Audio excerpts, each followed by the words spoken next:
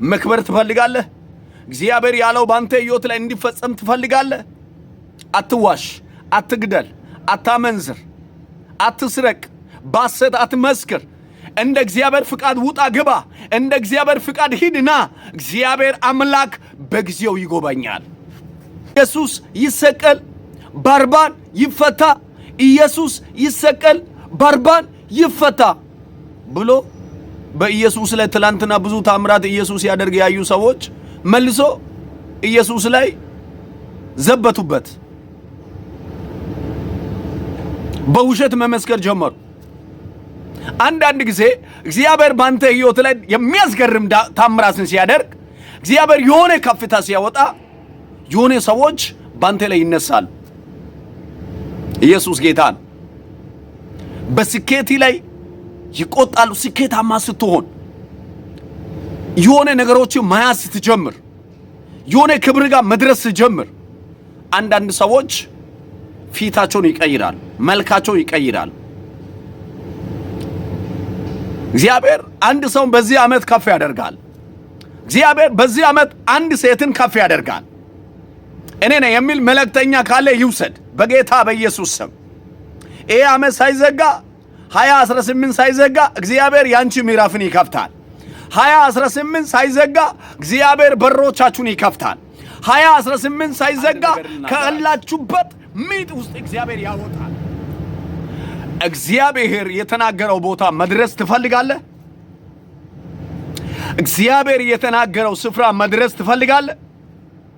እግዚአብሔር የተናገረው ስፍራ መድረስ ትፈልጊያለሽ? ጸንተሽ ቁሚ፣ ጠብቂው። ቢዘገይም በርግጥ ይመጣል። የተናገረው እሱ ታማኝ ነው።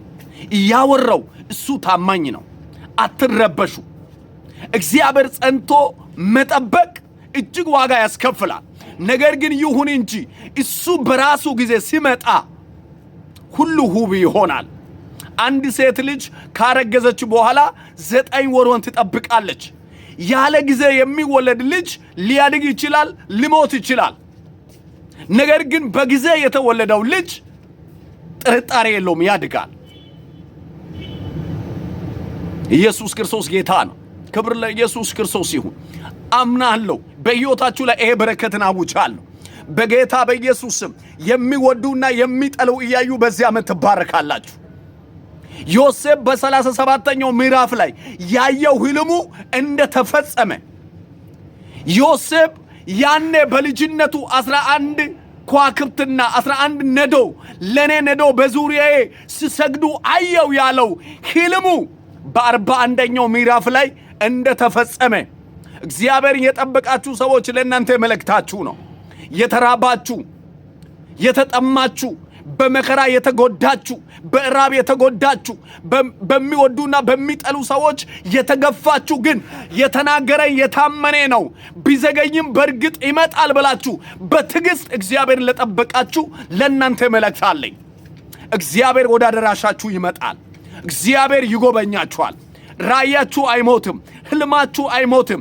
በኢየሱስ ክርስቶስ ስም የእናንተ የሆነው ነገር ከዚህ በኋላ አይጨነግፍም። ኢየሱስ ክርስቶስ ጌታ ነው። ጭንገፋ ቆመ፣ ሐዘን ቆመ፣ ውርደት ቆመ፣ ክሳራ ቆመ። በክርስቶስ ሕያው ስም ከዚች ደቂቃ ጀምሮ የእናንተ ምዕራፍ በአዲስ መልክ ተከፈተ። ኢየሱስ ያድናል። ዮሴፍ እንዳየው ህልሙ እውን ሆኖ መጣ። ህልማችሁ እውን ይሆናል። ጠብቁ።